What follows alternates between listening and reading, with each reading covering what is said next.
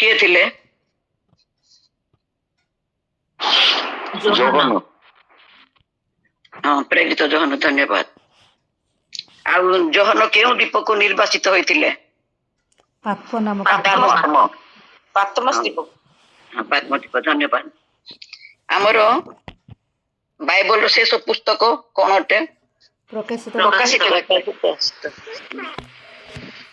ଆଉ ପ୍ରକାଶିତ ପୁସ୍ତକର ଅର୍ଥ କିଏ କହିପାରିବେ କି? ପ୍ରକାଶିତ ପୁସ୍ତକର ଅର୍ଥ ଭବିଷ୍ୟତରେ ଯାହା ହେବାକୁ ଯାଉଅଛି ଯୋହନଙ୍କ ଦ୍ୱାରା ଯୋହନଙ୍କୁ ପ୍ରଭୁ ଦର୍ଶନ ମାଧ୍ୟମରେ ଜଣେଇଛନ୍ତି ଆମମାନଙ୍କୁ ଜଣେଇବା ପାଇଁ। ହଉ, ଧନ୍ୟବାଦ। ତାର ହଁ, ଏଇଟା ତ ନିହାତି ଅର୍ଥ। ଆଉ ଖାଲି ଆବରଣକୁ ଉନ୍ମୋଚନ କରିବା, ତାର ମାନେ ପ୍ରକାଶ କରିବା ପାଇଁ କୁହାଯାଇଛି ବା ଗୁପ୍ତ ବିଷୟକୁ ପ୍ରକାଶ କରିବା ପାଇଁ କୁହାଯାଇଛି। এই প্রকাশিত পুস্তকের কেতটা অধ্যায় আছে? 22। ধন্যবাদ। আমার এই পুস্তকের বি কেতটি মণ্ডলী কথা লেখা যাইছি? 7টি মণ্ডলী। ধন্যবাদ। কেতটি মুদ্রা খোলিবা নিমন্তে লেখা যাইছি? 7 মুদ্রা। ধন্যবাদ। আচ্ছা, প্রকাশিত পুস্তকর 13 অধ্যায় অনুসারে পশুর সংখ্যা কেতে লেখা যায়? 2টা। ନାଇଁ, ପଶୁର ସଂଖ୍ୟା 4ଟି। ଗୋଟିଏ ସଂଖ୍ୟା ନମ୍ବର ଯୋଉଟା ଆମକୁ ଦିଆଯିବ, ସଂଖ୍ୟା ନମ୍ବର, ପଶୁର ସଂଖ୍ୟା ନମ୍ବର 666। ଆଉ ଗୋଟେ ପ୍ରଶ୍ନ। ଆଚ୍ଛା, ସ୍ୱର୍ଗରେ ପରମେଶ୍ୱରଙ୍କ ଚାରିପଟେ କେତେ ଜଣ ପ୍ରାଚୀନ ବସିବାର ଦର୍ଶନ ରହିଛି? 24। ଧନ୍ୟବାଦ। ବାଇବଲରେ କେତୋଟି ମୁକୁଟ ବିଷୟରେ ଲେଖାଯାଏ ବୋଲି ଆମେ ଜାଣୁ? 7ଟି। 5ଟି। 8ଟି ମୁକୁଟ ଅଛି। 5ଟି। ଅନେକ ମୁକୁଟ ଅଛି। ଆମର ପୁରା ନୂତନ ନିୟମରେ 5ଟା ଲେଖାଯାଇଛି, କିନ୍ତୁ ସାରା ବାଇବଲରେ ଅନେକ ଲେଖାଯାଇଛି। ଆଉ କିନ୍ତୁ ଆମେ ମୁଖ୍ୟତଃ 5ଟି ବ୍ୟବହାର କରୁ, କିନ୍ତୁ ବାଇବଲରେ 14ଟା ମୁକୁଟ ବିଷୟରେ ବି ଲେଖାଯାଇଛି। ପ୍ରଭୁ ସୁଯୋଗ ସେ ମୁକୁଟ ବିଷୟରେ ଆଲୋଚନା କରିବା, ଯେହେତୁ ସେ ମୁକୁଟ ଗୁଡାକ ଆଗାମୀ ଦିନରେ ଆମେ ପାଇବାକୁ ଯିବା। ହେଲେ ଆମେ କୋଉ ମୁକୁଟ ପାଇବା ଆମେ ତାହା ବି ଜାଣିବା ଦରକାର। ଏଟା ଏବେ ଆଲୋଚନା ନୁହଁ, ଏଟା ଆଗାମୀ ସମୟରେ ଆଲୋଚନା। ମୁଁ ଖାଲି ଟିକେ ନାକୁ ଜାଣିବା ନିମନ୍ତେ ଏଟାକୁ ଆଲୋଚନା କଲି। ଆମମାନଙ୍କର ଆଜି ଶାସ୍ତ୍ରାଂଶ ଆଲୋଚନା ଶାସ୍ତ୍ରାଂଶ ଅଛି। ଆପଣ ମାନେ କିଏ ଗୋଟେ ପାଠ କରି ଶୁଣେଇବେ ଆମମାନଙ୍କର ପ୍ରକାଶିତ ବାକ୍ୟ 3 ପର୍ବର 14 ପଦରୁ 22 ପଦ। ଏଇ ଗୋଟେ ଧୀରେ ଭାବେ ସରଳ ଭାବେ ପଢିବେ, ଯେମିତି ସମସ୍ତେ ଶୁଣିକି ବୁଝିପାରିବେ। ସମସ୍ତଙ୍କୁ ପ୍ରେଜ୍ ଦ ଲର୍ଡ। ପ୍ରକାଶିତ 3 ପର୍ବ 14 ପଦରୁ 22 ପଦ ଯାଏ। ଲାଦିକିଆ ମଣ୍ଡଳୀର ଦୂତ ନିକଟକୁ ଲେଖ, ଯେ ସତ୍, ଯେ ବିଶ୍ୱସ୍ତ ଓ ସତ୍ୟ ସାକ୍ଷୀ, ଯେ ଈଶ୍ୱରଙ୍କ ସୃଷ୍ଟିର ଆଦିକର୍ତ୍ତା, ସେ ଏହା କହନ୍ତି, ଆମ୍ଭେ ତୁମ୍ଭର କର୍ମ ଜାଣୁ, ତୁମ୍ଭେ ଶୀତଳ ନୁହଁ କି ଉଷ୍ଣ ନୁହଁ। ତୁମ୍ଭେ ଶୀତଳ କି ଉଷ୍ଣ ହେଲେ ଭଲ ହୁଅନ୍ତା।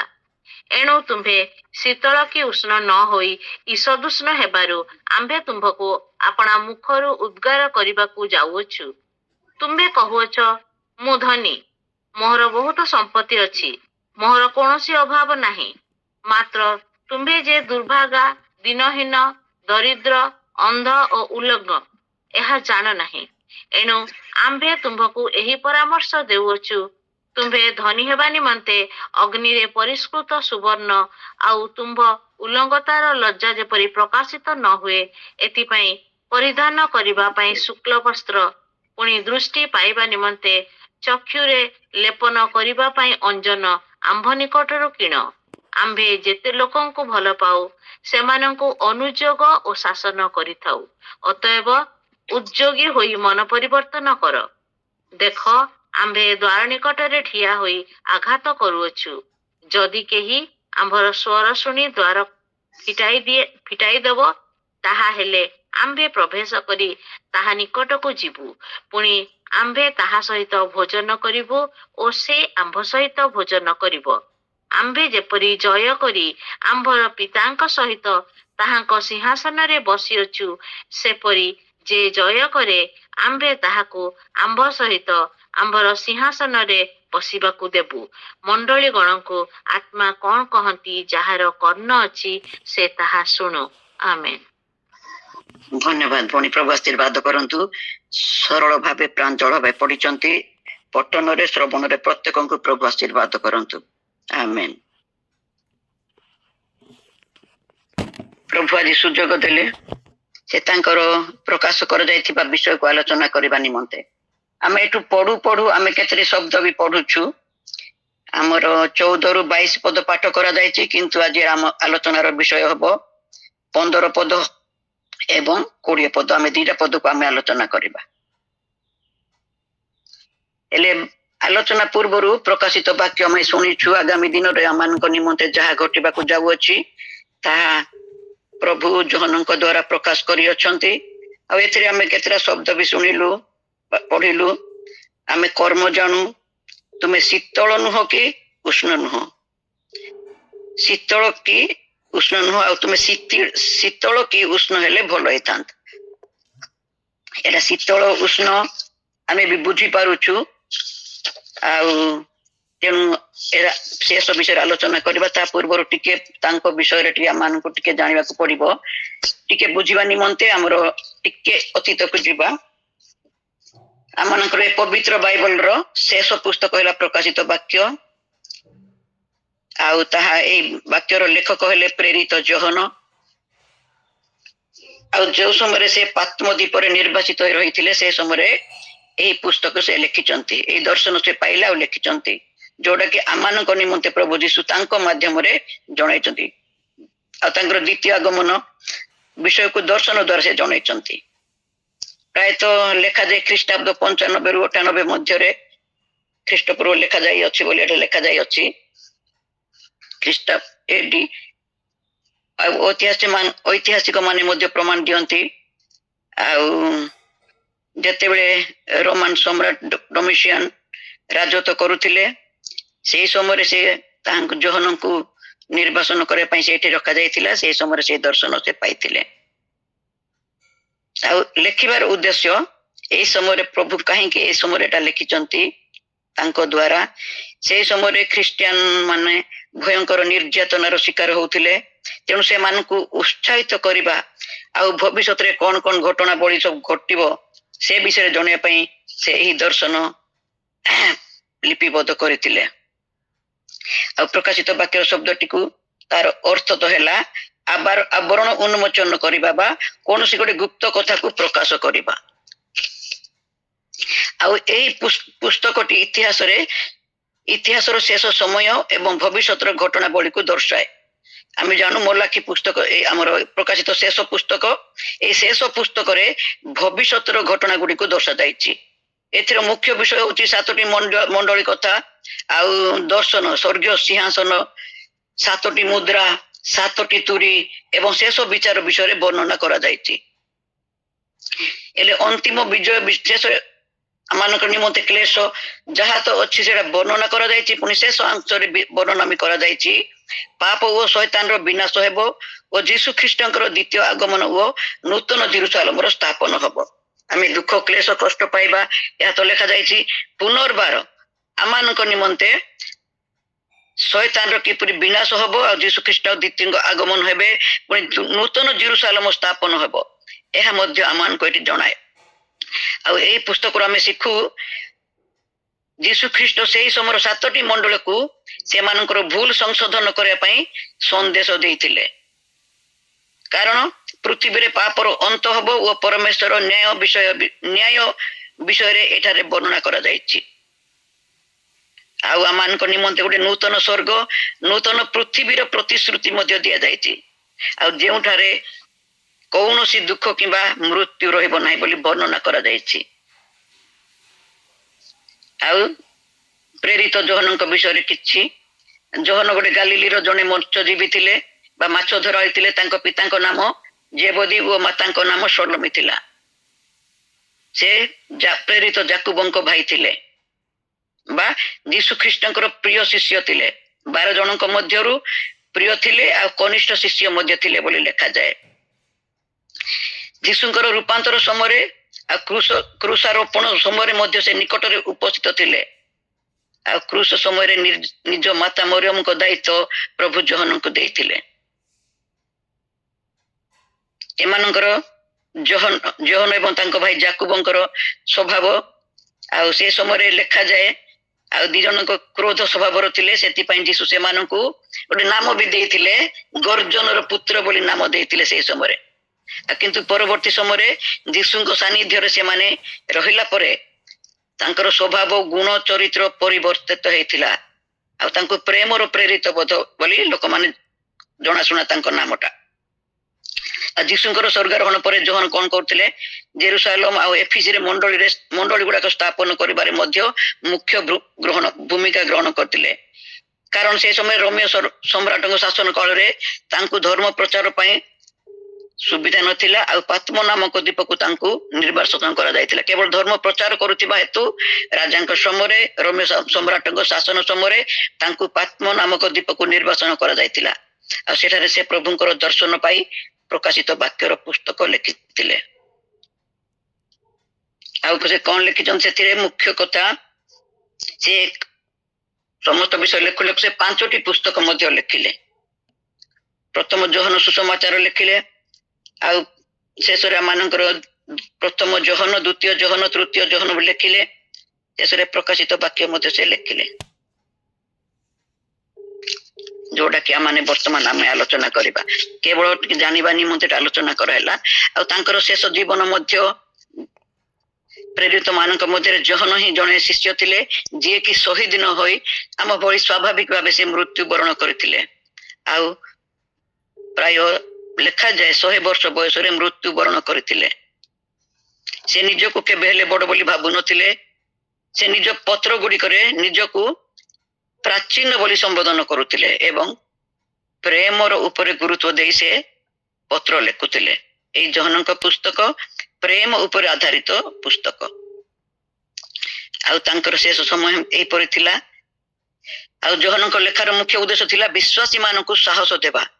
ସେ ଲେଖିଛନ୍ତି ଯେ ଶେଷରେ ଯୀଶୁ ଖ୍ରୀଷ୍ଟଙ୍କର ବିଜୟ ହେବ, ଏକ ନୂତନ ଜେରୁସାଲେମ ସ୍ଥାପନ ହେବ, ଯେଉଁଠାରେ ଈଶ୍ୱର ସମସ୍ତଙ୍କ ଚକ୍ଷୁରୁ ଅଶ୍ରୁ ପୋଛି ଦେବେ। ସେଇ ନୂତନ ଜେରୁସାଲେମରେ ଶୋକ ନଥିବ କି ରୋଦନ ମଧ୍ୟ ହେବ ନାହିଁ। ଏହା ପ୍ରକାଶିତ ପୁସ୍ତକ 21 ପର୍ବ 4 ପଦରେ ମଧ୍ୟ ଲେଖାଯାଏ। ଆଉ ଏଇ ପୁସ୍ତକଟି ଅନେକ ରହସ୍ୟମୟ ବା ଅନେକ ସଂକେତ ଦ୍ୱାରା ଲେଖାଯାଇଛି। ମେଷ ଶାବକଙ୍କୁ କିପରି ସଂକେତ ଦିଆଯିବ, ବଳିଦାନ ବିଷୟରେ ସବୁ ଗୋଟେ ସଂକେତ ଅଛି। ଆମେ ପଢିଲେ ହିଁ ତାହା ବୁଝିପାରିବା। 7ଟି ମୁଦ୍ରା ଓ ତୁରୀ ବିଷୟରେ ମଧ୍ୟ ଲେଖାଯାଏ, ଯୋଉଟା କି ପୃଥିବୀକୁ ଆସୁଥିବା ବିପତ୍ତି ଆଉ ବିଚାରକୁ ଦର୍ଶାଏ। ଆଉ 666ଟି ସଂଖ୍ୟା ମଧ୍ୟ ଏଇ ପଶୁର ସଂଖ୍ୟା ମଧ୍ୟ ବା ଏ ଖ୍ରୀଷ୍ଟ ବିରୋଧୀ କୁ ମଧ୍ୟ ଆଣ୍ଟିଖ୍ରାଇଷ୍ଟର ଚିହ୍ନ ଭାବେ ବର୍ଣ୍ଣିତ କରାଯାଇଛି। ଆଉ ଗୋଟେ ନୂଆ ଶବ୍ଦ ଆମକୁ ଏଠି ବ୍ୟବହାର କରାଯାଇଛି, ଆଲଫା ଓ ଓମେଗା। ଏଟା ଆମେ ଏଇ ପୁସ୍ତକରେ ପାଉ। ଆଲଫା ଓ ଓମେଗାର ଅର୍ଥ ପରମେଶ୍ୱର ଆଦି ଏବଂ ଅନ୍ତ ଭାବେ ବର୍ଣ୍ଣନା କରାଯାଇଛି। ଆଉ ଏହିପରି ତାଙ୍କର ବ୍ୟକ୍ତିଗତ ଜୀବନରେ ଅନେକ ବିଷୟ ଅତି ସମୟ ହେଇଯିବ। ଆଉ ତାଙ୍କୁ ନିର୍ବାସନ କରାଗଲା। ନିର୍ବାସନର ଅର୍ଥ ହଉଛି ଗୋଟେ ନିଜ ସ୍ଥାନରୁ ଦୂରେଇ ଯିବା ବା ତାଙ୍କ ଠାରୁ ପ୍ରାୟତଃ ଶାସ୍ତି କିମ୍ବା ପରୀକ୍ଷାର ସମୟକୁ ସୂଚିତ କରେ। ତାଙ୍କୁ ଶାସ୍ତି ଦିଆଯାଇଥିଲା। ସେ ଯୋଉ ସ୍ଥାନରେ ରହନ୍ତି ଅନ୍ୟ ସ୍ଥାନକୁ ତାଙ୍କୁ ନିର୍ବାସନ କରାଯାଇଥିଲା। ଆଉ ଐତିହାସିକ ମାନଙ୍କ ମତରେ ସେହି ଦ୍ୱୀପରେ, ପାତ୍ମ ଦ୍ୱୀପରେ ବନ୍ଦୀ ମାନଙ୍କୁ ଖଣିରେ କାମ କରିବାକୁ ମଧ୍ୟ ପଡୁଥିଲା। ଆଉ ଯୋହନ ବୃଦ୍ଧ ବୟସରେ ମଧ୍ୟ କାର୍ଯ୍ୟ କରିବାକୁ ସେଠାରେ ପଡିଥିଲା। ଆଉ ପ୍ରବାଦ ତ ଅଛି ଆମମାନଙ୍କର ରୋମିଓ ସମ୍ରାଟ ଡୋମିସିଆନ ଯୋହନଙ୍କୁ ମାରିବା ପାଇଁ, ସୁସମାଚାର ନିମନ୍ତେ ମାରିବା ପାଇଁ ଗୋଟେ ଗରମ ତେଲ କଡେଇରେ ତାଙ୍କୁ ପକାଇ ଦେଇଥିଲେ, କିନ୍ତୁ ପରମେଶ୍ୱରଙ୍କର ଅନୁଗ୍ରହରୁ ତାଙ୍କର କିଛି ହୋଇନଥିଲା। ଆଉ ଏହା ପରେ ପୁନର୍ବାର ତାଙ୍କୁ ପାତ୍ମ ଦ୍ୱୀପକୁ ପଠାଯାଇ ଦିଆଯାଇଥିଲା, ଯାହାକି ଗୋଟେ ପଥୁରିଆ ଦ୍ୱୀପ ଓ ଦଣ୍ଡ ଭୋଗିବା ପାଇଁ ଉଦ୍ଦିଷ୍ଟ ଥିଲା। ଅପରାଧୀ ମାନଙ୍କୁ କଠିନ ପରିଶ୍ରମ କରିବା ପାଇଁ ରଖାଯାଉଥିଲା। ଏଇଟା ହେଲା ଛୋଟ ଭାବେ ଅଳ୍ପ ଭାବେ ତାଙ୍କର ଜୀବନର। ସେଇ ସମୟରେ ମଧ୍ୟ ସେହି ପାତ୍ମ ଦ୍ୱୀପରେ ସେ ଏକାକୀ ରହିବା ଜୀବନର ସମୟରେ ପ୍ରଭୁ ଯୀଶୁ ତାଙ୍କୁ ସ୍ୱର୍ଗୀୟ ଦର୍ଶନ ଦେଇଥିଲେ। ସେଇଠାରେ ସେ ରହି ଯୋହନ ଭବିଷ୍ୟତର ଘଟଣା ଗୁଡିକ ବିଷୟରେ ପ୍ରକାଶ କଲେ। ଈଶ୍ୱର ପ୍ରଭୁ ତାଙ୍କୁ ପ୍ରକାଶ କଲେ ଆଉ ସେ ତାହା ଲେଖିଲେ। ଏହା ପ୍ରକାଶିତ ବାକ୍ୟ ପୁସ୍ତକଟି ସେ ଲେଖିଲେ। ଆଉ ସଂକ୍ଷେପରେ ପାତ୍ମଦୀପରେ ଯୋହନଙ୍କ ଜୀବନ କଷ୍ଟଦାୟକ ଥିଲେ ମଧ୍ୟ ତାହା ପ୍ରାର୍ଥନା ଦର୍ଶନ ଏବଂ ପବିତ୍ର ଆତ୍ମାଙ୍କ ଶକ୍ତିରେ ପରିପୂର୍ଣ୍ଣ ଥିଲା। ଆଉ ସେ ପାତ୍ମଦୀପରେ ପ୍ରାୟ 18 ମାସ ବା 1.5 ବର୍ଷ ସମୟ ବିତାଇଥିଲେ, ଏହା ଐତିହାସିକ ତଥ୍ୟରୁ ଜଣାପଡେ। ଆଉ ଡୋମିସିଆନଙ୍କ ମୃତ୍ୟୁ ପରେ ନୂତନ ସମ୍ରାଟ ନେର୍ଭାଙ୍କ ଶାସନ କାଳରେ ଯୋହନ ସେଠାରୁ ମୁକ୍ତ ହୋଇ ଏଫିସି ମଣ୍ଡଳୀକୁ ଫେରି ଆସିଥିଲେ। ଆଉ ଏହି ଅଳ୍ପ ସମୟରେ ସେ ପ୍ରକାଶିତ ବାକ୍ୟକୁ ଲେଖିଥିଲେ। ଆଉ ଶେଷ ସମୟରେ ସେ ନିଜ ଅଞ୍ଚଳରେ ପ୍ରଭୁଙ୍କ ସେବା କାର୍ଯ୍ୟ କଲେ। ସେଠୁ ଆସିଲା ପରେ ପୁଣି ସେ କଣ କରିଛନ୍ତି, ନିଜ ଜୀବନର ଶେଷ ସମୟରେ ସେ ଏଫିସି ଠାରେ ରହି ସେ କଣ କରିଛନ୍ତି, ଯୋହନଙ୍କ ସୁସମାଚାର ଲେଖିଲେ ଏବଂ ତାଙ୍କର 3ଟି ପତ୍ର ମଧ୍ୟ ଲେଖିଥିଲେ। ଆଉ ଯୋହନଙ୍କ ଜୀବନ ପ୍ରେମ ଓ ବିଶ୍ୱାସର ଏକ ଜ୍ୱଳନ୍ତ ଉଦାହରଣ ଥିଲା। ସେ ଶେଷ ପର୍ଯ୍ୟନ୍ତ ପ୍ରଭୁ ତାଙ୍କୁ ସାକ୍ଷ୍ୟ ଦେଇ 100 ବର୍ଷ ବୟସରେ ସେ ପ୍ରାଣ ତ୍ୟାଗ କଲେ। ଆଉ ଯେତେବେଳେ ଯୀଶୁ ଯୋହନଙ୍କୁ ଡାକିଥିଲେ ସେତେବେଳେ ତାଙ୍କୁ ମାତ୍ର 20ରୁ 25 ବର୍ଷ ହୋଇଥିଲା ବୋଲି ଲେଖାଯାଏ। ତେଣୁ ସେ ଯୀଶୁଙ୍କର ସବୁଠାରୁ କନିଷ୍ଠ ଶିଷ୍ୟ ଥିଲେ। ଆଉ ଯୀଶୁ ସ୍ୱର୍ଗାରୋହଣ କରିବା ପରେ ଯୋହନ ପ୍ରାୟତଃ 70 ବର୍ଷରୁ ଅଧିକ ସମୟ ଧରି ପ୍ରଭୁଙ୍କ ସେବା କାର୍ଯ୍ୟ କଲେ। ପ୍ରିୟମାନେ, ଏଇଟା ତାଙ୍କର ଟିକେ ଜାଣିବା ପାଇଁ ବୋଲି ମୁଁ ଏଇଟା କହିଲି। ଏଇଟା ଆମେ ଆଲୋଚନା ଏବେ ଆଗକୁ ଯିବା। ଆଜି ଆମେ ଗୋଟେ ଗୁରୁତ୍ୱପୂର୍ଣ୍ଣ ବାକ୍ୟକୁ ଆଲୋଚନା କରିବା ପାଇଁ ଯାଉଛୁ। ଆଉ ଏହାକୁ ଆମର ଆତ୍ମ ସମୀକ୍ଷା ପାଇଁ ଆବଶ୍ୟକ। ଆମେ ଯୋଉ ଯୁଗରେ ଚାଲୁଛୁ, ଏହି ବାକ୍ୟକୁ ଆଲୋଚନା କରିବା ସମୟରେ ନିଜ ନିଜକୁ ଆମେ ସମୀକ୍ଷା କରିବା। ଖ୍ରୀଷ୍ଟୀୟ ଜୀବନରେ ଆତ୍ମ ସମୀକ୍ଷା ଯଦି ନ କରୁ, ଆମ ଆଗକୁ ଆମେ ସଂଶୋଧିତ ହୋଇପାରିବା ନାହିଁ। ଆଉ ଏହି ବାକ୍ୟ ପଢିବା ଆଉ ଆଲୋଚନା କରିବା ପୂର୍ବରୁ ଆମେ ପାଠ କରିଛେ, ଏବେ ଆଲୋଚନା କରିବା। ମନକୁ ଟିକେ ସୁସ୍ଥିର କଲେ ହିଁ ବୁଝିପାରିବା। ମୋର ସୀମିତ ଜ୍ଞାନ ମଧ୍ୟରେ ମୁଁ ଅଧିକ ବୁଝିବା ପାଇଁ ଚେଷ୍ଟା କରିବି, କିନ୍ତୁ ପବିତ୍ର ଆତ୍ମା ଆପଣ ମାନଙ୍କୁ ବୁଝେଇବେ। ଯେହେତୁ ପ୍ରକାଶିତ ବାକ୍ୟ ଅଧିକ ଗୁରୁତ୍ୱପୂର୍ଣ୍ଣ ବାକ୍ୟ, ପ୍ରଭୁ ଯଦି ଆଜି ଏହି ବାକ୍ୟ ଦ୍ୱାରା ମାନଙ୍କୁ କଥା କହୁଛନ୍ତି, ସମୀକ୍ଷା କରିବାର ସୁଯୋଗ ଦେଇଛନ୍ତି, ଆମେ ନିଜ ନିଜକୁ ସୁସ୍ଥିର କରିବା। ଆମେ ପଢିଲେ, ଆମେ 3 ପର୍ବରୁ 14 ପଦରୁ 22 ପଦ ପଢିଲେ। ଆଉ ଶେଷରେ ଲେଖାଯାଏ, ସବୁ ଯେତେ 7ଟି ମଣ୍ଡଳକୁ ପ୍ରଭୁ ଯେତେ ଲେଖିଛନ୍ତି, ଆଉ ଗୋଟେ ପଦ ଲେଖନ୍ତି ସବୁ 7ଟି ମଣ୍ଡଳରେ ମଣ୍ଡଳୀ ଗଣକୁ ଆତ୍ମା କଣ କହନ୍ତି, ଆଉ ଯାହାର କର୍ଣ୍ଣ ଅଛି ସେ ଶୁଣୁ। ଆଜି ଆମେ ଶୁଣିବାକୁ ହିଁ ବସିଛୁ। ତେଣୁ ଶୁଣିବା, ଯେପରି ଲେଖାଯାଏ ଆମମାନଙ୍କର 1 ପର୍ବ 3 ପଦରେ ଲେଖାଯାଏ, ଯେ ପାଠ କରେ ଓ ଯେଉଁମାନେ ଏହି ଭାବବାଣୀ ଶ୍ରବଣ କରନ୍ତି ପୁଣି ସେଥିରେ ଲିଖିତ ବିଷୟ ସବୁ ପାଳନ କରନ୍ତି, ସେମାନେ ଧନ୍ୟ, କାରଣ ସମୟ ସନ୍ନିକଟ। ମୋର ପ୍ରିୟ ମଣ୍ଡଳୀ, ଯେଉଁମାନେ ପାଠ କଲେ, ଯେଉଁମାନେ ଶୁଣିଲେ ଆଉ ଯେଉଁମାନେ ପାଳନ କରନ୍ତି, ଆମେ ସମସ୍ତେ ଧନ୍ୟ। ପ୍ରଭୁ ଆଜି ଆମମାନଙ୍କୁ ଧନ୍ୟ କରୁଛନ୍ତି, ଯେହେତୁ ଆମେ ଏହି ବାକ୍ୟ ବାରମ୍ବାର ପଢୁଛୁ, ଶୁଣୁଛୁ, ଆଲୋଚନା ମଧ୍ୟ କରୁଛୁ। ଆଉ ପାଳନ କରିବା, ଯଦି ପାଳନ କରୁ ତେବେ ଆମେ ଧନ୍ୟ ଅଟୁ। ଆଉ ପ୍ରକାଶିତ ପୁସ୍ତକ ତ ପ୍ରେମର ପୁସ୍ତକ ବୋଲି ଲେଖାଯାଇଛି, ଯେଠି ପ୍ରଭୁଙ୍କୁ ପ୍ରେମକୁ ସୁନ୍ଦର ଭାବେ ବର୍ଣ୍ଣନା କରାଯାଇଅଛି। ଯେତେବେଳେ ପ୍ରକାଶିତ ପୁସ୍ତକ କହେ ପ୍ରଚଣ୍ଡ ସର୍ପ ଉତ୍ପନ୍ନ ହେବ, ଆଉ ସେହି ସମୟରେ ପ୍ରଭୁ ଯୀଶୁଙ୍କର ଉପସ୍ଥିତିକୁ ପ୍ରକାଶ କରାଯାଇଅଛି। ଯେଉଁ ସମୟରେ ଜଗତକୁ କ୍ଲେଶ ଆସିବ, ସେହି ସମୟରେ ପୁନର୍ବାର ପ୍ରଭୁ ପ୍ରକାଶିତ ହେବେ।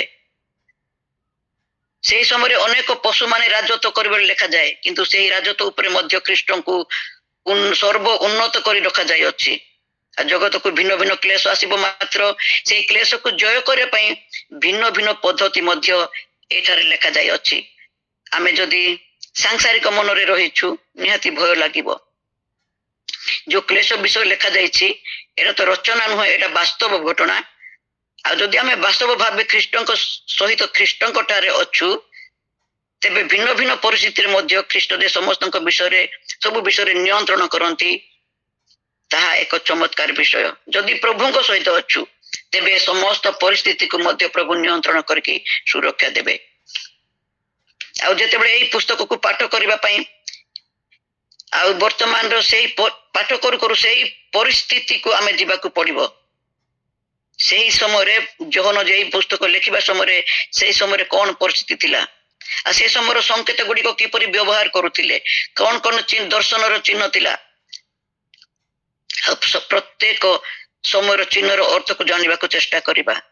ଯେତେବେଳେ ପ୍ରଥମ ଶତାବ୍ଦୀରେ ଆମର ଖ୍ରୀଷ୍ଟୀୟ ବ୍ୟକ୍ତି ମାନେ ତାଡ଼ନ ପ୍ରାପ୍ତ ହଉଥିଲେ, ଆଉ ରୋମିଓ ସରକାର ତାଡ଼ନ ଆରମ୍ଭ କଲେ, ତାଙ୍କ ଉପରେ ରାଜତ୍ୱ କଲେ, ଲୋକମାନେ ଭୟଭୀତ ହଉଥିଲେ, ସେହି ସମୟରେ ଆଉ ଆଜିକାଲି ଭଳି ଆମେ ସବୁ ଖୋଲାଖୋଲି ସଭା ମିଟିଂ ଗୁଡା ନଥିଲା। ସେ ସମୟରେ ଜଣେ ବ୍ୟକ୍ତି ଯଦି ଖ୍ରୀଷ୍ଟ ବିଶ୍ୱାସୀ ବୋଲି ନିଜକୁ ଜାଣିବାକୁ ଗୋଟେ ସଂକେତ ବ୍ୟବହାର କରାଯାଉଥିଲା। ଆମ ଭଳି ଏବେ ଖୋଲା ଖୋଲା ଆମେ ପ୍ରଭୁଙ୍କ ଲୋକ, ଆମେ ବିଶ୍ୱାସୀ ବୋଲି କହୁଛୁ, ସେହିପରି ନଥିଲା। ବହୁତ ତାଡ଼ନା ସମୟ ଥିଲା। ତେଣୁ ପ୍ରଭୁଙ୍କୁ ଜାଣିଥିବା ବ୍ୟକ୍ତି ମାନେ ନିଜକୁ ଗୋଟେ ପ୍ରକାଶ କରୁନଥିଲେ, କିନ୍ତୁ ତାଙ୍କେ ଗୋଟେ ସଂକେତ ବ୍ୟବହାର କରୁଥିଲେ। ଏବେ ଯେପରି ଆମେ ଗୋଟେ କ୍ରସ୍ ପିନ୍ଧିଲେ ଆମେ ଖ୍ରୀଷ୍ଟିଆନ ବୋଲି ଜଣାଉଛୁ, ସେହିପରି ସେ ସମୟରେ ନଥିଲା। ସେମାନେ ଗୋଟେ ଲେଖାଯାଏ ଗୋଟେ ମାଛର ମୁଣ୍ଡ ଚିହ୍ନକୁ ସେମାନେ ବ୍ୟବହାର କରୁଥିଲେ। ଜଣେ ବିଶ୍ୱାସୀ ନିଜ ଘରେ ମାଛର ମୁଣ୍ଡର ଚିତ୍ର ଅଙ୍କନ କରି ରଖୁଥିଲେ ଗୁପ୍ତ ଭାବେ। ଆଉ ଜଣେ ବ୍ୟକ୍ତି ଯଦି କେବଳ ସେ ମୁଣ୍ଡ ଚିହ୍ନ ଦେଖି ନିଜେ କଣ କରନ୍ତି, ଯେତେବେଳେ ତାଙ୍କ ଘରକୁ ଯାଆନ୍ତି ସେ ମୁଣ୍ଡକୁ ସେ ବଙ୍କା ଗାର ଦେଇ ମାଛକୁ ସମ୍ପୂର୍ଣ୍ଣ କରନ୍ତି। ତା ଅର୍ଥ ମୁଁ ମଧ୍ୟ ଜଣେ ଖ୍ରୀଷ୍ଟ ବିଶ୍ୱାସୀ, ତାହାକୁ ପ୍ରକାଶ କରିବା ପାଇଁ ମାନେ ସଂକେତ ବ୍ୟବହାର କରି ସେମାନେ ନିଜକୁ ପରିଚୟ ଦଉଥିଲେ। ଆଉ ସେଇ ତାଡ଼ନା ସମୟରେ ଭିନ୍ନ ଭିନ୍ନ ସଂକେତ ଦ୍ୱାରା ସେମାନେ ଗୋଟେ ଜାଗାରେ ବସି ପ୍ରାର୍ଥନା କରୁଥିଲେ। ଆମେ ଯେମିତି ଏବେ ଚିଠି ମାଧ୍ୟମରେ, ଫୋନ ମାଧ୍ୟମରେ, ପତ୍ରିକା ମାଧ୍ୟମରେ ଜଣେଇକି ଆମେ ସଭା ସମିତି କରୁଥିଲୁ, ସେ ସମୟରେ ସେ ସୁଯୋଗ ନଥିଲା। ଆଉ ସେ ସମୟରେ ଆଜି ଭଳି ସେ ସମୟରେ ସେ ଏଇ ଟେକ୍ନୋଲୋଜି ନଥିଲା। ଆଉ ଭିନ୍ନ ଭିନ୍ନ ସଂକେତ ଆଉ ଚିହ୍ନ ଦ୍ୱାରା ଏକତ୍ର ହୋଇ ପ୍ରଭୁଙ୍କର ସେମାନେ ପ୍ରଶଂସା କରୁଥିଲେ। କାରଣ ରୋମୀୟ ସମ୍ରାଟ ଶାସକ ମାନେ ତାଙ୍କର ଅନେକ ତାଡ଼ନା ହଇରାଣ କରୁଥିଲେ। ସେ ସମୟରେ ପ୍ରଭୁ ଯୀଶୁ ସ୍ୱୟଂ ଯୋହନଙ୍କୁ ଦର୍ଶନ ଦେଇ ଏକ ସାନ୍ତ୍ୱନାର ବାକ୍ୟ ସମସ୍ତଙ୍କ ନିମନ୍ତେ ପ୍ରଦାନ କରାଯାଇଛି। ଆଉ ସୁନ୍ଦର ଭାବେ ପ୍ରଭୁ ତାଙ୍କ ବିଷୟରେ ସୂଚାଇ ଅଛନ୍ତି। ଆଉ ବିଶେଷ କରି ଏ ତୃତୀୟ 3 ପର୍ବର 14 ପଦ ଆଉ 22 ପଦ ମଧ୍ୟରେ ସିଧାସଳଖ ସେଟା ଲାଉଦିକିଆ ମଣ୍ଡଳୀ ନିକଟକୁ ଲେଖାଯାଉଅଛି।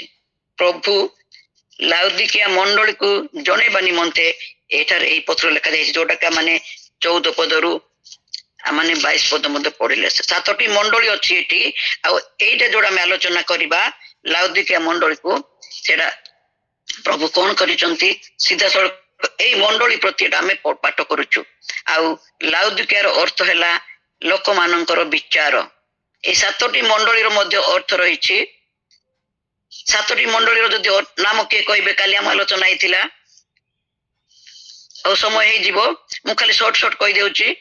ଏଫିସି ମଣ୍ଡଳୀ, ସ୍ୱର୍ଣ୍ଣା ମଣ୍ଡଳୀ, ପର୍ଗମ ମଣ୍ଡଳୀ, ଥୁଅତିରା ମଣ୍ଡଳୀ, ସାର୍ଦି ମଣ୍ଡଳୀ, ଫିଲାଦେଲଫିଆ ମଣ୍ଡଳୀ, ଲାଉଦିକିଆ ମଣ୍ଡଳୀ।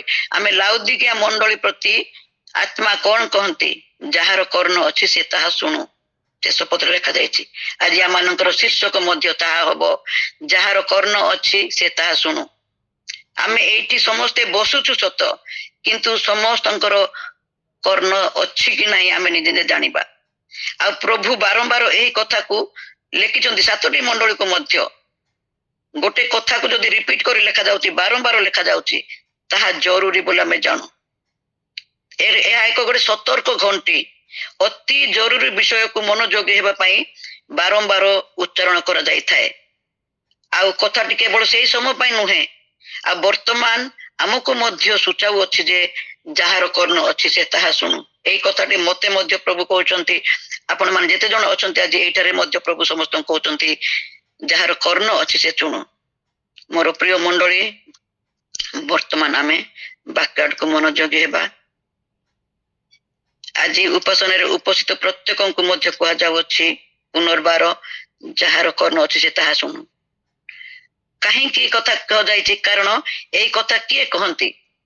3 ପର୍ବର 14 ପଦ ପାଠ ମୁଁ କରୁଛି, ଦେଖନ୍ତୁ କିଏ କହୁଛ ଆମକୁ ଏଇ କଥା କିଏ କହୁଛନ୍ତି, ଯାହାର କର୍ଣ୍ଣ ଅଛି ସେ ତାହା ଶୁଣୁ।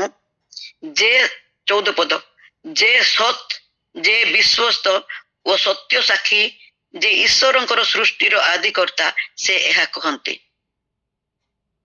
କଣ କହନ୍ତି? 16 ପଦରେ, ଏଣୁ ତୁମ୍ଭେ ଶୀତଳ କି ଉଷ୍ଣ ନ ହୋଇ ଈଶଦୁଷ୍ଣ ହେବାରୁ ଆମ୍ଭେ ତୁମ୍ଭକୁ ଆପଣା ମୁଖରୁ ଉଦ୍ଗାର କରିବାକୁ ଯାଉଅଛୁ। এইটা ଆମମାନଙ୍କ ନିମନ୍ତେ ସତର୍କ ବାଣୀ। 14 ପଦ ଅନୁସାରେ ଯିଏ ସତ୍, ପ୍ରଭୁ ନିଜେ ପରମେଶ୍ୱର କହୁଛନ୍ତି, ତୁମ୍ଭେ ଶୀତଳ କି ଉଷ୍ଣ ନ ହୋଇ ଈଶଦୁଷ୍ଣ ହେବାରୁ ଆମ୍ଭେ ତୁମ୍ଭକୁ ଆପଣା ମୁଖରୁ ଉଦ୍ଗାର କରିବାକୁ ଯାଉଅଛୁ। ଆଜି ନିମନ୍ତେ ସତର୍କ ଘଣ୍ଟି। ହେଲେ ଖ୍ରୀଷ୍ଟ କାହିଁକି ଓ କାହାକୁ ଉଦ୍ଗାର କରିବାକୁ ଯାଉଅଛନ୍ତି? ଆଉ କାରଣ ଜଣେ ବିଶ୍ୱାସୀ ଶୀତଳ ନୁହେଁ କି ଉଷ୍ଣ ମଧ୍ୟ ନୁହେଁ, ମାତ୍ର ଈଶଦୁଷ୍ଣ ହେବାରୁ ଉଦ୍ଗାର କରିବେ। ଶୀତଳ କଣ ଆମେ ଜାଣୁଛୁ? ଶୀତଳ ଅର୍ଥ ଟିକେ ଆଲୋଚନା ସେଇମାନଙ୍କୁ ବୁଝାଏ ଯେଉଁମାନେ ପରମେଶ୍ୱରଙ୍କୁ ଜାଣନ୍ତି ନାହିଁ କିମ୍ବା ସମ୍ପୂର୍ଣ୍ଣ ଭାବେ ଆଧ୍ୟାତ୍ମିକତାରୁ ଦୂରରେ ଅଛନ୍ତି। ଏଇଟା ହେଲା ଶୀତଳ। ଉଷ୍ଣ ଆଉ ଏହା ସେଇ ବିଶ୍ୱାସୀ ମାନଙ୍କୁ ବୁଝାଏ ଯେଉଁମାନେ ପ୍ରଭୁଙ୍କ ପାଇଁ ଉତ୍ସାହୀ, ପ୍ରେମ ଭରା ଏବଂ ସମର୍ପିତ ଜୀବନ ଯାପନ କରନ୍ତି। ଏଟା ଶୀତଳ। ଉଷ୍ଣ ଗଲା। ଈଷଦ୍ ଉଷ୍ଣ, ସେମାନେ ପୁରା ବିଶ୍ୱାସୀ ନା ପୁରା ଅବିଶ୍ୱାସୀ। ସେମାନେ ଆତ୍ମସନ୍ତୁଷ୍ଟ ଓ ମାନେ ଗର୍ବୀ ଥିଲେ। ଲାଉଦିକିଆ ଲୋକମାନଙ୍କର ଗୁଣ ଏହିପରି ଥିଲା ଆଉ ମଣ୍ଡଳୀର ବିଶ୍ୱାସୀ ମାନେ ଏହି ଶ୍ରେଣୀର ଥିଲେ। ସେମାନେ ଶୀତଳ ନଥିଲେ କିମ୍ବା ଉଷ୍ଣ ନହେ, ମାନେ ଈଷଦ୍ ଉଷ୍ଣ ଥିଲେ। ତେଣୁ ପ୍ରଭୁ ସେ ଈଷଦ୍ ଉଷ୍ଣ ବିଷୟ ପାଇଁ ଉଦ୍ଗାରକୁ ବ୍ୟବହାର କରାଯାଇଛି। ଉଦ୍ଗାରର ଅର୍ଥ ବି ଆମେ ଜାଣିଛେ। ସେ ଯଦି ଜୁନସଙ୍କ କଥା, ମାଛ ତାଙ୍କୁ ଜୁନସଙ୍କୁ ମାଛ କଣ କଲା? ଉଦ୍ଗାର କଲା। ତା ମାନେ ମୁହଁରୁ ବାନ୍ତି କରିବା, ପ୍ରତ୍ୟାଖ୍ୟାନ କରିବା, ଜଣେ ବ୍ୟକ୍ତିଙ୍କୁ ପ୍ରତ୍ୟାଖ୍ୟାନ କରିବା। ହେଲେ କିଏ କରିବେ ସେ ଉଦ୍ଗାର? ପ୍ରଭୁ ନିଜେ। ଯୋଉମାନେ ଶୀତଳ ବି ହେବେନି, ଉଷ୍ଣ ବି ହେବେ ନାହିଁ, ଯୋଉମାନେ ଈଷଦ୍ ଉଷ୍ଣ ମଧ୍ୟସ୍ଥି ବାଲା, ପ୍ରଭୁ କଣ କରନ୍ତି? ସେମାନଙ୍କୁ ଉଦ୍ଗାର କରିବେ ବୋଲି ଲେଖାଯାଇଛି। ଏହାର ଅର୍ଥ ପ୍ରଭୁ ସେମାନଙ୍କୁ ନିଜ ମୁଖରୁ ବାହାର କରିଦେବେ, ଅର୍ଥାତ୍ ସେମାନେ ତାଙ୍କ ଠାରୁ ଦୂରେଇ ଯିବେ। ଆମେ ଯେତେବେଳେ ଭୋଜି ଖାଇବାକୁ ଯାଉଛୁ, ବେଳେ ବେଳେ ଅଧିକ ଖାଇ ଆସିଲା ପରେ ତାକୁ ଇନଡାଇଜେସନ ହେତୁ ବାନ୍ତି ହେଇଯାଏ। ଯେତେବେଳେ ଆମେ ତଳେ ଦେଖୁ ସବୁ ଆମର ବାନ୍ତି ହେଇଯାଉଛି, ସେତେବେଳେ ଓହୋ ଏତେ ଗୋଟେ ମାଂସ ଖାଇଥିଲି, ୟାକୁ କାଢିକି ମୁଁ ଖାଇଦେବି ପରା, ଏଟା କେବେ ବି କହିବା ନାହିଁ। ଆଉ ବାନ୍ତି ଗୋଟେ ଏହିପରି ଖରାପ ବିଷୟ, ଆଉ ଜଣେ ଅନେଇବା ପାଇଁ ବି ଇଚ୍ଛା ଲାଗିବ ନାହିଁ। ଥରେ ମୁଖରୁ ଯୋଉଟା ଯାଇଛି ତା ଯାହା ତଳେ ପଡିଗଲା ସେ ଡଷ୍ଟ ହେଇଗଲା। ତେଣୁ ପ୍ରଭୁ ଏତେ ବଡ ଶବ୍ଦ ଆମମାନଙ୍କ ପାଇଁ କହୁଛନ୍ତି, ଯୋଉମାନେ ଶୀତଳ ହେବେ ନାହିଁ କି ଉଷ୍ଣ ବି ହେବେ ନାହିଁ, ଈଷଦ୍ ଉଷ୍ଣ ହେବେ, ସେମାନଙ୍କୁ ପ୍ରଭୁ ଉଦ୍ଗାର କରିବେ। ଆମ ପାଇଁ ଏଟା ଚେତବନୀ। ଆଧ୍ୟାତ୍ମିକ କ୍ଷେତ୍ରରେ ସେମାନଙ୍କୁ କୋଉମାନଙ୍କୁ ବୁଝାଯାଏ? ହୃଦୟର ବିଶ୍ୱାସ ପ୍ରଭୁଙ୍କୁ, ମାନେ ଅଧା ପନ୍ଥିଆ, ଯୋଉମାନେ ଏପଟେ ନୁହନ୍ତି ସେପଟେ ନୁହନ୍ତି, ପ୍ରଭୁଙ୍କୁ ତାହା ସେଇ ଗୁଣ ପ୍ରଭୁଙ୍କୁ ବିରକ୍ତ କରେ। ଆଉ ଯେଉଁମାନେ ପୁରାପୁରି ଉଷ୍ଣ ନୁହନ୍ତି କିମ୍ବା ପୁରାପୁରି, ସେମାନେ କୋଉ ଟାଇପର? ସେମାନେ ସମ୍ପୂର୍ଣ୍ଣ ଭକ୍ତ ନୁହନ୍ତି କିମ୍ବା ପୁରାପୁରି ନାସ୍ତିକ ବି ନୁହନ୍ତି। ସେମାନେ ମଧ୍ୟମ ଧରଣର ବିଶ୍ୱାସୀ, ଯାହା ପ୍ରଭୁଙ୍କ ପାଇଁ ଗ୍ରହଣ ଯୋଗ୍ୟ ନୁହେଁ। ଆଉ ଯେତେବେଳେ ଏଇ ପୁସ୍ତକ ପାଠ କରୁ, 3 ଅଧ୍ୟାୟ 14 ପଦରେ ଲାଉଦିକିଆ ମଣ୍ଡଳୀକୁ କହନ୍ତି, ଆଉ 7ଟି ମଣ୍ଡଳୀକୁ ମଧ୍ୟ କହନ୍ତି, ମଣ୍ଡଳୀ ଗଣକୁ ଆତ୍ମା କଣ କହନ୍ତି? ଯାହାର କର୍ଣ୍ଣ ଅଛି ସେ ତାହା ଶୁଣୁ। ଏବେ ମଧ୍ୟ ଆମେ ଏଟା ଆଲୋଚନା କରିବା, ଆମେ ନିଜ କର୍ଣ୍ଣକୁ ଖୋଲିବା। ପ୍ରଭୁ ମତେ ଆଜି କଣ ପାଇଁ ଉଦ୍ଗାର କରିବାକୁ ଯାଉଛନ୍ତି? 16 ପଦ ମୁଁ ପଢୁଛି। ଏଣୁ ତୁମ୍ଭେ ଶୀତଳ କି ଉଷ୍ଣ ନହୋଇ ଈଷଦ୍ ଉଷ୍ଣ ହେବାରୁ ଆମ୍ଭେ ତୁମ୍ଭକୁ ଆପଣା ମୁଖରୁ ଉଦ୍ଗାର କରିବା। ଧ୍ୟାନର ସହିତ ଶୁଣିବା। ଖ୍ରୀଷ୍ଟ କହନ୍ତି ଆମ୍ଭେ ତୁମ୍ଭକୁ ଉଦ୍ଗାର କରିବାକୁ ଯାଉଅଛୁ। ତାର ଅର୍ଥ ଜଣେ ବ୍ୟକ୍ତିଙ୍କୁ ପ୍ରଭୁ ବାହାର କରିବାକୁ ଯାଉଅଛନ୍ତି, ନିଜ ଠାରୁ ବାହାର କରିବାକୁ ଯାଉଅଛନ୍ତି। ଏହା ହେଲା ପ୍ରଥମ ବିଷୟ, ସେ ନିଜ ଠାରୁ ବାହାର କରିବାକୁ ଯାଉଅଛନ୍ତି। ଏଇଟା ଆଲୋଚନା ଏତିକି ଥିବ। 20 ପଦ କିଏ ଜଣେ ପାଠ କରିବେ? 20 ପଦ, ପ୍ରକାଶିତ ପୁସ୍ତକ 3 ପର୍ବର 20 ପଦ। ଦେଖ ଆମ୍ଭେ ଦ୍ୱାର ନିକଟରେ ଠିଆ ହୋଇ ଆଘାତ କରୁଅଛୁ। ଯଦି କେହି ଆମ୍ଭର ସ୍ୱର ଶୁଣି ଦ୍ୱାର ଫିଟାଇ ଦେବ, ତାହା ହେଲେ ଆମ୍ଭେ ପ୍ରବେଶ କରି ତାହା ନିକଟକୁ ଯିବୁ, ପୁଣି ଆମ୍ଭେ ତାହା ସହିତ ଭୋଜନ କରିବୁ ଓ ସେ ଆମ୍ଭ ସହିତ ଭୋଜନ କରିବ। ଆମେନ୍। ଧନ୍ୟବାଦ। ଏହିପରି ଦ୍ୱାର ନିକଟରେ ଠିଆ ହେବା କଥା ଅନେକ ସ୍ଥାନରେ ଲେଖାଯାଇଅଛି। ମାଥ୍ୟୁ 24 ପର୍ବ 33 ପଦରେ ଗୋଟେ ଜାଗାରେ ଲେଖାଯାଇଛି। ଲୁକ 12 ପର୍ବ 36-37 ପଦରେ ମଧ୍ୟ ଲେଖାଯାଇଛି ଦ୍ୱାରରେ ମାରିବା ବିଷୟ ଆଉ ଭୋଜନରେ ବସିବା ବିଷୟ। ପୁଣି ଯୋହନ 14 ପର୍ବ 23ର ଖ ଅଂଶରେ ମଧ୍ୟ ଲେଖାଯାଇଛି, ଆମ୍ଭେମାନେ ତାହା ନିକଟକୁ ଯିବୁ, ତାହା ସହିତ ବାସ କରିବୁ। ଏଠାରେ ଦେଖିଲୁ ଖ୍ରୀଷ୍ଟ ଭିତରେ ନାହାନ୍ତି, ଆଉ ବାହାରେ ଅଛନ୍ତି, ଆଉ ବାହାରୁ ଭିତରକୁ ଆସିବାକୁ ସେ ଚେଷ୍ଟା କରୁଛନ୍ତି। ଆମେ ଏହା 20 ପଦରେ ଦେଖିଲୁ। 16 ପଦ କଣ କହେ? ଖ୍ରୀଷ୍ଟ ଜଣେ ବ୍ୟକ୍ତିଙ୍କୁ ବାହାର କରିବାକୁ କହନ୍ତି। 20 ପଦ ଦେଖୁଛୁ ପ୍ରଭୁ ବାହାରେ ଠିଆ ହେଇ ଭିତରକୁ ଯିବା ନିମନ୍ତେ ଚେଷ୍ଟା କରୁଛନ୍ତି। 16 ପଦ କହେ ଆମକୁ ଖ୍ରୀଷ୍ଟ ଜଣେ ବ୍ୟକ୍ତିଙ୍କୁ ବାହାର କରିବାକୁ କହନ୍ତି। ଜଣେ ବ୍ୟକ୍ତି ଠାରୁ ଖ୍ରୀଷ୍ଟ କିପରି ବାହାରେ ରହିଛନ୍ତି ଏହି ବାକ୍ୟ ଦ୍ୱାରା ଆମେ ଶିକ୍ଷା କରିବା ଆଉ ନିଜ ଜୀବନକୁ ସମୀକ୍ଷା କରିବା। ବର୍ତ୍ତମାନ ନିଜ ଆତ୍ମାକୁ ସମୀକ୍ଷା କରିବା। କେଉଁ ବିଷୟରେ ଆତ୍ମ ସମୀକ୍ଷା କରିବାର ଆବଶ୍ୟକତା ଅଛି? କଣ ହେଲେ ଖ୍ରୀଷ୍ଟଙ୍କ ଦ୍ୱାରା ଆମେ ଉଦ୍ଗାରିତ ହେବା ଆଉ କଣ ହେଲେ ଖ୍ରୀଷ୍ଟ ଆମ ଠାରୁ ଦୂରକୁ ପଳେଇବେ? ସେ ବାହାରେ ଥାଇକି ଆମକୁ ଡାକିବେ କଣ? ଏହି ହୃଦୟ ତାଙ୍କର ମନ୍ଦିର, ସେ ସୃଷ୍ଟିକର୍ତ୍ତା। ପୁଣି ସେ ଆମକୁ ଉଦ୍ଗାରିତ କରିବେ, ପୁଣି ସେ ଆମକୁ କଣ କରିବେ? ଆମ ଠାରୁ ଦୂରକୁ ପଳେଇବେ। ଆଜିର ବାକ୍ୟ ଧ୍ୟାନରେ ମୁଁ ଦୁଇଟି ଆତ୍ମ ସମୀକ୍ଷା ରଖୁଛି। କଣ ହେଲେ ଆମେ ଖ୍ରୀଷ୍ଟଙ୍କ ମୁଖରୁ ଉଦ୍ଗାରିତ ହେବା, ଏମିତି କଣ ହେଲେ ଆମେ ଖ୍ରୀଷ୍ଟଙ୍କୁ ବାହାରେ ପକେଇଦେବା। ମୋର ପ୍ରିୟ ମଣ୍ଡଳୀ, ଏମିତି କଣ ହେଲେ ଆମେ ଖ୍ରୀଷ୍ଟଙ୍କୁ ବାହାର କରିବା? ପ୍ରଥମରେ ପ୍ରଭୁ କହନ୍ତି ମୁଁ ଆପଣା ମୁଖରୁ ଉଦ୍ଗାର କରିବି। ହେଲେ କାହିଁକି ଉଦ୍ଗାର କରିବେ? ପୁଣି 15 ପଦରେ ଲେଖାଯାଏ ଆମ୍ଭେ ତୁମ୍ଭର କର୍ମ ଜାଣୁ, ତୁମେ ଶୀତଳ ନୁହଁ କି ଉଷ୍ଣ ନୁହଁ।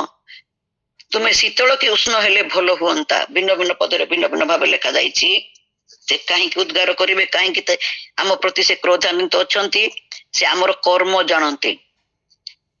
ଆମେ ଏହାର ଅର୍ଥ, କର୍ମ ଜାଣୁର ଅର୍ଥ, ଆମେ ବାହାରକୁ ଯେତେ ଭଲ ଦେଖାଗଲେ ମଧ୍ୟ ଆମ ଅନ୍ତରର ପ୍ରକୃତ ଶିଥିଳତା ପରିସ୍ଥିତି ସେ ଜାଣନ୍ତି। ଆମେ ହୁଏତ, ମୁଁ ଆଜି ବାକ୍ୟ ଆପଣ ମାନଙ୍କ ପାଖରେ କହୁଛି, ଆମେ ବାକ୍ୟ କହୁଛୁ, ଆଲୋଚନା କରୁଛୁ, ଆରାଧନା ବି କରୁଛୁ।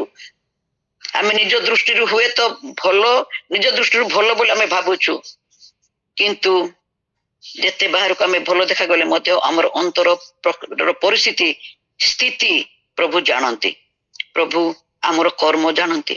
ଆମେ ଶୀତଳ କିମ୍ବା ଉଷ୍ଣ ମଧ୍ୟ ନୁହଁ। ପ୍ରଭୁଙ୍କ ଦୃଷ୍ଟିରେ ଆମେ ଈଷଦୁଷ୍ଣ ହୋଇଛୁ। ପ୍ରଭୁ କହନ୍ତି କେବଳ ଉଷ୍ଣ ହୁଅ କିମ୍ବା ନଚେତ ଶୀତଳ ହୁଅ। ହେଲେ ଶୀତଳ ହେବା ପାଇଁ ଆମେ କେହି ଇଚ୍ଛା କରିବାନି, ଆମେ ଉଷ୍ଣ ହେବାକୁ ଇଚ୍ଛା ଚାହୁଁ। ବାକ୍ୟରେ ଲେଖାଯାଏ ତୁମେ ଆତ୍ମାରେ ଉତ୍ତପ୍ତ ହୁଅ। ଖ୍ରୀଷ୍ଟଙ୍କ ଦୃଷ୍ଟିରେ ଉଷ୍ମ ହେଲେ ବି ଭଲ, ଶୀତଳ ହେଲେ ବି ଭଲ। ହେଲେ ଯଦି ଶୀତଳ ହେଉ, ଆରାଧନା ଉପାସନା କିପରି କରିବା?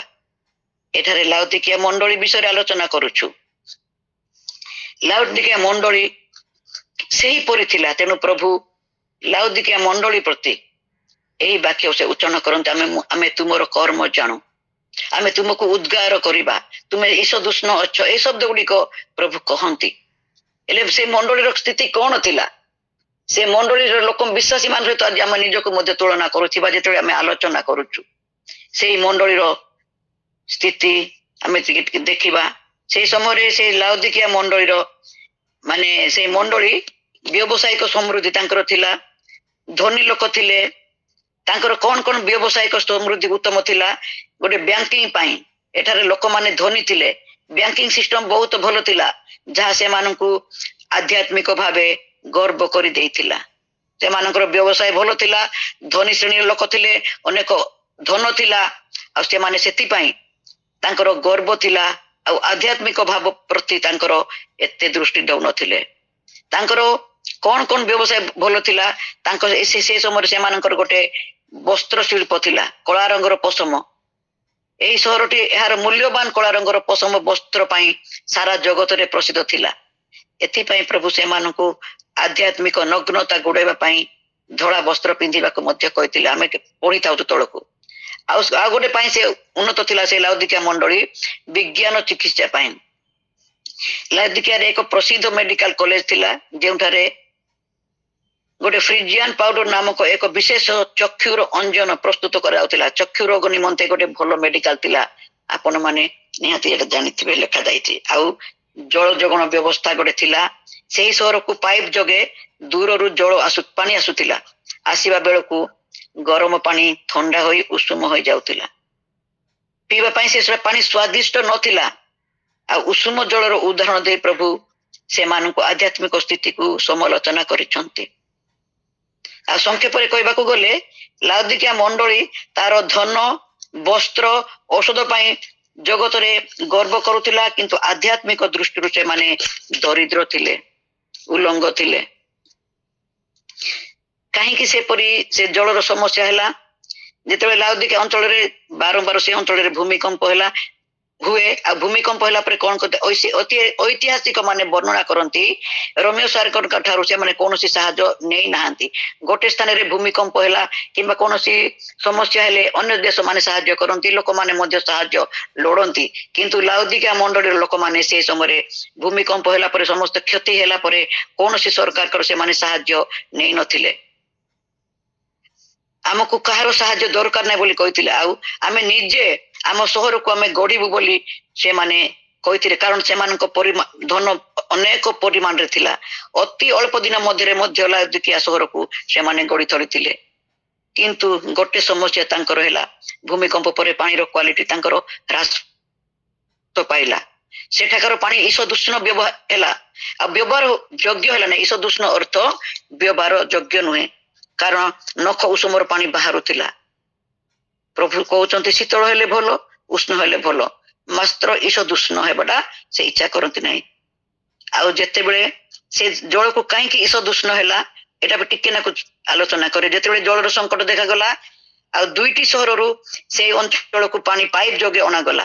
ପଡୋଶୀ ସହର ହେରାପୋଲିସ ବୋଲି ଲେଖାଯାଏ। ହେରାପୋଲିସରୁ ଯେତେବେଳେ ପାଣି ଆସୁଥିଲା ଗରମ ଔଷଧୀୟ ପାଣି ଆସୁଥିଲା, ଆଉ କଲସି ଅଞ୍ଚଳରୁ ମଧ୍ୟ ପାହାଡରୁ ଆସୁଥିବା ଥଣ୍ଡା ପାଣି ମଧ୍ୟ ଆସୁଥିଲା, କିନ୍ତୁ ଏ ଗରମ ପାଣି ଆସୁଥିଲା ଗୋଟେ ପଟେ ଆଉ ଗୋଟେ ପଟେ ଥଣ୍ଡା ପାଣି ଆସୁଥିଲା। ହେରାପୋଲିସରୁ ଆସୁଥିଲା ଗୋଟେ ଔଷଧୀୟ ଗୋଟେ ଗରମ ଜଳ, ଆଉ କଲସି ସହରରୁ ଆସୁଥିଲା ପାହାଡ ମଧ୍ୟ ଦେଇ ଥଣ୍ଡା ପାଣି ଆସୁଥିଲା।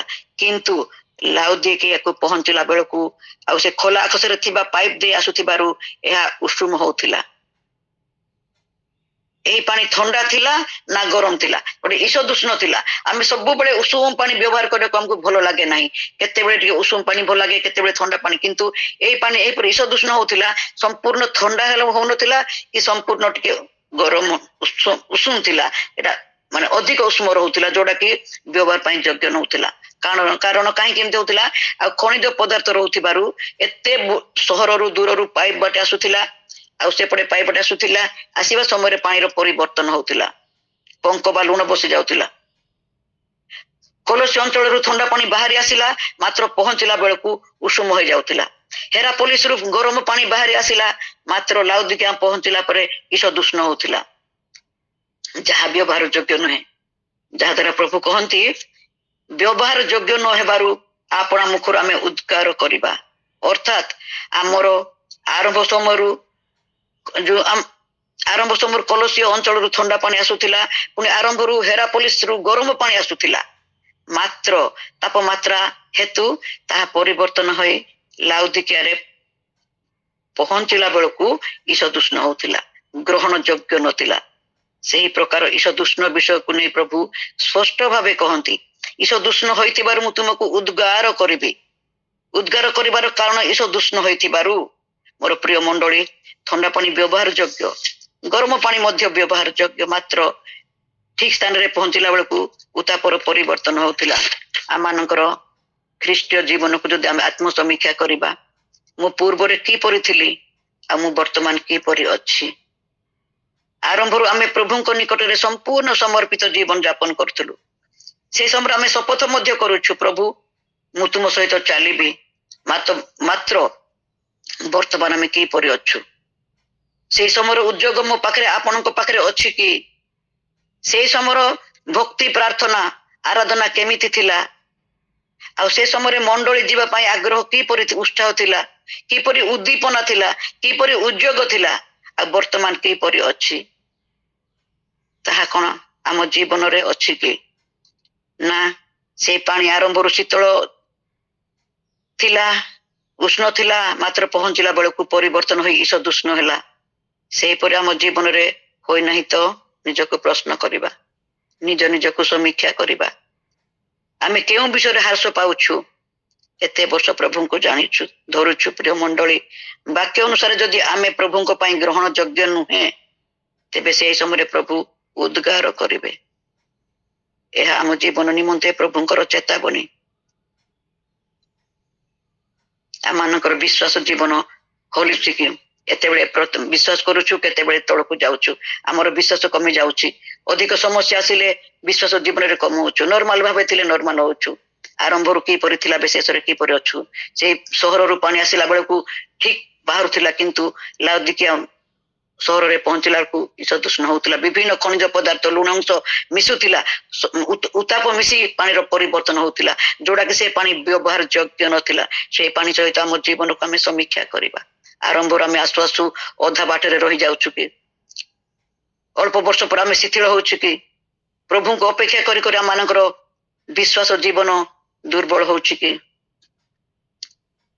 ଆଉ ବାଇବଲ ପ୍ରକାଶିତ ବାକ୍ୟରେ ଏହି ଉଷମ ପାଣିକୁ ଆଧ୍ୟାତ୍ମିକ ଶିଥିଳତାର ଏକ ଉଦାହରଣ ଭାବେ ବ୍ୟବହାର କରାଯାଇଛି, ଯେଉଁଠାରେ ପ୍ରଭୁ ଯୀଶୁ ସେମାନଙ୍କୁ ନିଜ ମୁଖରୁ ଉଦ୍ଗାର କରିବେ। ପ୍ରିୟମଣ୍ଡଳ, ଅଧିକ ସମୟ ହେଲା ହୁଏତ ଆମେ 20-30 ବର୍ଷର ଖ୍ରୀଷ୍ଟ ବିଶ୍ୱାସୀ ହୋଇଥିବାରୁ ଖ୍ରୀଷ୍ଟଙ୍କ ନାମରେ ପରିଚିତ ହେଇଥାଇପାରୁ, ମାତ୍ର ନିଜ ଜୀବନକୁ ଆମେ ପଚାରିବା, ଆମେ ଖ୍ରୀଷ୍ଟଙ୍କର କେଉଁ କେଉଁ ସ୍ୱଭାବ, କେଉଁ ଚରିତ୍ରକୁ ପରିବହନ କରି ଚାଲିଛୁ। ଆମେ ଯେତେବେଳେ ପୁରୁଣା ଖ୍ରୀଷ୍ଟ ବିଶ୍ୱାସୀ ସେତେ ଶକ୍ତିଯୁକ୍ତ ହେବା କଥା, ମାତ୍ର ତାହା ଓଲଟା ହେଇଯାଉଛି, ଆତ୍ମିକ ଶକ୍ତିହୀନ ହୋଇଯାଉଛୁ। ଆଉ ପ୍ରଭୁଙ୍କର ଗ୍ରହଣ ଯୋଗ୍ୟ ଆମେ ହେଇପାରୁନଥାଉ। ଯଦି ଆମେ ପ୍ରଭୁଙ୍କର ଗ୍ରହଣ ଯୋଗ୍ୟ ହୋଇ ନ ପାରିବା, ପ୍ରଭୁ ଆମମାନଙ୍କୁ ଉଦ୍ଗାର କରିବେ। ତେଣୁ ସମୀକ୍ଷା କରିବା, ବର୍ତ୍ତମାନ ସମୀକ୍ଷା କରିବା, ମୁଁ ପ୍ରଭୁଙ୍କ ସହିତ ଚାଲୁ ଚାଲୁ ତାଙ୍କ ସହିତ ଅଛି ନା ପ୍ରଭୁଙ୍କ ଠାରୁ ବାହାରେ ଅଛି। ପ୍ରିୟ ମଣ୍ଡଳୀ, ଆସନ୍ତୁ ଏ ପ୍ରକାଶିତ 20 ପଦକୁ ଟିକେ ଆଲୋଚନା କରି ଆମେ ଶେଷ କରିବା। ଆମେ ନିଜକୁ ସଂଶୋଧିତ କରିବା। ଯେପରି ପ୍ରଭୁ ଭୋଜନ ସମୟରେ ଏଠି ଲେଖି ଆମେ ପଢିଲୁ, ଆମେ ଅନ୍ୟ କାହାକୁ ମଧ୍ୟ ସମୀକ୍ଷା କରିବା ନାହିଁ, ନିଜକୁ ସମୀକ୍ଷା କରିବା। ଯେପରି ପ୍ରଭୁ ଭୋଜନ ନେବା ସମୟରେ ପ୍ରଭୁ କହନ୍ତି, ମନୁଷ୍ୟ ଆପଣାକୁ ସମୀକ୍ଷା କରୁ, ପରୀକ୍ଷା କରୁ, ମୁଁ ଈଷଦୂଷ୍ଣ ହୋଇ ପ୍ରଭୁଙ୍କ ଠାରୁ ବାହାରେ ଅଛି ନା ପ୍ରଭୁଙ୍କ ବାହାରେ ରଖି ନାହିଁ ତ। ପ୍ରଭୁ ବାରମ୍ବାର ସୁଯୋଗ ଦିଅନ୍ତି ଆମେ ତାଙ୍କ ପାଇଁ ବ୍ୟବହୃତ ହେବା। ଶେଷରେ ପ୍ରଭୁ ସେଇ ପ୍ରେମ ପୂର୍ଣ୍ଣ ନିମନ୍ତ୍ରଣ ମଧ୍ୟ ଆମକୁ 20 ପଦରେ ଦେଇଛନ୍ତି। ଦେଖ, ଆମ୍ଭେ ଦ୍ୱାର ନିକଟରେ ଠିଆ ହୋଇ ଆଘାତ କରୁଅଛୁ, ଯଦି ଆମ୍ଭର ସ୍ୱର ଶୁଣି ଫିଟେଇ ଦେବ, ତାହେଲେ ଆମ୍ଭେ ପ୍ରବେଶ କରି ତା ନିକଟକୁ ଯିବୁ। ମୋର ପ୍ରିୟ ଭାଇ ଭଉଣୀ ମାନେ, ଯଦି ଆମେ ଦ୍ୱାର ଖୋଲୁ, ତେବେ ପ୍ରଭୁ ଭିତରକୁ ଆସିବେ ଓ ଆମ ସହିତ ଭୋଜନ କରିବେ। ଏହାର ଅର୍ଥ ସେ ସୃଷ୍ଟିକର୍ତ୍ତା ହେଲେ ମଧ୍ୟ ଜବରଦସ୍ତ ଆମ ଜୀବନକୁ ପ୍ରବେଶ କରନ୍ତି ନାହିଁ। ସେ ବାହାରେ ରହି ଅପେକ୍ଷା କରନ୍ତି ଆଉ ଆମର ସମ୍ମତି ଚାହାନ୍ତି। ଆମେ ଜାଣିଛୁ ଦ୍ୱାରର କବ୍ଜା ବାହାର ପଟେ ନଥାଏ, ଭିତର ପଟେ ଥାଏ। ଅର୍ଥାତ୍ ଆମକୁ ନିଜେ ନିଜର ନିଷ୍ପତ୍ତି ନେଇ ହୃଦୟର ଦ୍ୱାର ଫିଟେଇବାକୁ ପଡିବ। ଆଉ ଭୋଜନ ଶବ୍ଦ ଆମେ ଜାଣୁଛୁ ବନ୍ଧୁତା, ଆତ୍ମୀୟତାକୁ ବୁଝାଏ। ପ୍ରଭୁ ଆମ ସହ ବ୍ୟକ୍ତିଗତ ସମ୍ପର୍କ ରଖିବାକୁ ଚାହାନ୍ତି। ଏହା ଆମ ପ୍ରତି ପ୍ରଭୁଙ୍କର ପ୍ରେମ ପୂର୍ଣ୍ଣ ଶବ୍ଦ। ଆମେ ତାଙ୍କ ଡାକ ଶୁଣି ଦ୍ୱାର ଖୋଲିବା, ତେବେ ସେ ନିଶ୍ଚୟ ଆମ ଜୀବନକୁ ଆସିବେ ଓ ଆମକୁ ପରିବର୍ତ୍ତିତ କରିବେ। ସେଠାକାର ବିଶ୍ୱାସୀ ମାନେ ଭକ୍ତିରେ ଗରମ ନଥିଲେ କିମ୍ବା ସମ୍ପୂର୍ଣ୍ଣ ଅବିଶ୍ୱାସ ନଥିଲେ, କିନ୍ତୁ ଏହି ଅବସ୍ଥାକୁ, ଯୋଉ ଅବସ୍ଥାରେ ଥିଲେ ଲାଉଦିକିଆ ମଣ୍ଡଳୀ ଲୋକମାନେ, ସେଇ ଅବସ୍ଥାକୁ ପ୍ରଭୁ ଘୃଣା କରି ସେମାନଙ୍କୁ କୁହାଯାଇଛି। ସେମାନେ ଆଧ୍ୟାତ୍ମିକ ଦୃଷ୍ଟିରେ ଦୁଃଖୀ ଥିଲେ, ଦରିଦ୍ର ଥିଲେ ମଧ୍ୟ, ଅନ୍ଧ ମଧ୍ୟ ଥିଲେ, ଉଲଙ୍ଗ ମଧ୍ୟ ଥିଲେ, କିନ୍ତୁ ସେମାନେ କହୁଥିଲେ ଆମେ ଠିକ ଅଛୁ। ଆମେ ନିଜକୁ ସମୀକ୍ଷା କରିବା। ସେମାନେ ଯେପରି ଧନ ସମ୍ପତ୍ତି ପାଇଁ ବ୍ୟସ୍ତ ରହି ପ୍ରଭୁଙ୍କୁ ବାହାରେ ରଖିଦେଇଥିଲେ, ଏହି ବାକ୍ୟ ଆଜି ମଧ୍ୟ ଆମକୁ ସଚେତନ କରାଏ ଯେ ଆମେ ସାଂସାରିକ ବିଷୟରେ ବ୍ୟସ୍ତ ରହି ପ୍ରଭୁଙ୍କୁ ବାହାରେ ରଖିନାହୁଁ ତ। ପ୍ରଶ୍ନ କରିବା, ଯେପରି ପ୍ରଭୁ ଆମକୁ ଉଦ୍ଗାରିତ ନ କରନ୍ତୁ, ଆମେ ତାଙ୍କ ପାଇଁ ବ୍ୟବହୃତ ହଉ, ଆମେ ବାନ୍ତି ଦ୍ୱାରା ତଳେ ନ ପଡୁ ଏବଂ ଆମ ଜୀବନକୁ ପ୍ରଭୁଙ୍କୁ ସ୍ୱାଗତ କରିବା, ଯେପରି ତାଙ୍କ ସହିତ ସହଭାଗିତା କରିବା। ସେ ଆମ ସହିତ ସହଭାଗିତା କରିବେ, ସେଥିପାଇଁ ସେ ଆମକୁ ସୃଷ୍ଟି କରିଛନ୍ତି। ଏବେ ମଧ୍ୟ ପ୍ରଭୁ ସୁଯୋଗ ଦିଅନ୍ତି। ଏହି ପଦ ମାଧ୍ୟମରେ ପ୍ରଭୁ ଆମକୁ ନିଜ ଭୁଲ ସଂଶୋଧନ କରିବାକୁ, ପୁନର୍ବାର ତାଙ୍କ ପାଖକୁ ଯିବାକୁ, ଉତ୍ସାହର ସହିତ ଫେରିବାକୁ ମଧ୍ୟ ସୁଯୋଗ ଦଉଛନ୍ତି। ଆଉ ପ୍ରଭୁ ପରମେଶ୍ୱର ଆମ ଠାରୁ ସମ୍ପୂର୍ଣ୍ଣ ସମର୍ପଣ ଚାହାନ୍ତି। ଅଧା ପନ୍ତରିଆ କିମ୍ବା ନାମକୁ ମାତ୍ର ଖ୍ରୀଷ୍ଟିଆନ ଜୀବନ ତାଙ୍କ ନିକଟରେ ଅଗ୍ରାହ୍ୟ। ଶେଷ କଥା, ଆମେ ଈଷଦୂଷ୍ଣ ଅର୍ଥାତ୍ ବ୍ୟବହାର ଯୋଗ୍ୟ ନ ହୋଇ ଯେପରି ଉଦ୍ଗାରିତ ନ ହଉ, ଆଉ ପ୍ରଭୁଙ୍କୁ ଆମ ଜୀବନକୁ ସ୍ୱାଗତ କରିବା, ଯେପରି ପ୍ରଭୁ ଆମ ସହିତ ସହଭାଗିତା କରିବେ, ଯେପରି ଆମକୁ ଉଦ୍ଗାରିତ ନ କରିବେ। ସେଥିପାଇଁ ଆମେ ଏହି ବାକ୍ୟ ଅନୁସାରେ ପ୍ରଭୁଙ୍କୁ ସ୍ୱାଗତ କରିବା। ଅଳ୍ପ ଆଲୋଚନା ଉପରେ ପ୍ରଭୁ ଆଶୀର୍ବାଦ କରନ୍ତୁ। ମୁଁ କ୍ଷମା ଚାହେଁ, ଅଧିକ ସମୟ ହେଇଯାଇଛି।